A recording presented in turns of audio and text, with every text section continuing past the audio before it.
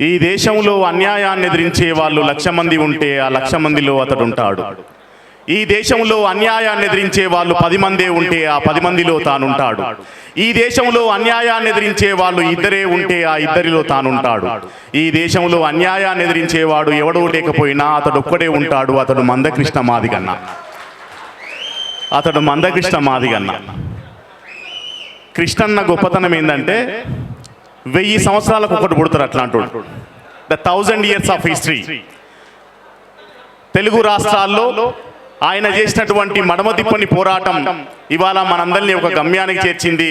అందుకు అన్నకు గట్టిగా సప్పట్లతో ఒకసారి పుట్టినరోజు శుభాకాంక్షలు తెలియజేద్దాం కృష్ణన్నకి. అన్నకి దండాలు.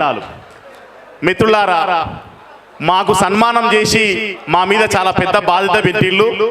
మీ ఆశలు నెరవేర్చడానికి మేము శాయశక్తుల ప్రయత్నం చేస్తాం. 1,00,000 డప్పులు మోగక ముందే 6 డప్పులకు అవకాశం వచ్చింది. 1,00,000 డప్పులు మోగితే ఎన్నిటికి అవకాశం వస్తుందో మీరు ఒకసారి ఆలోచించండి. మా పృథ్వన్న చెప్తా ఉన్నాడు, మీరు ఇక్కడ కాదు ఉండాల్సింది చట్టసభలలో అని చెప్పి అంటుండు.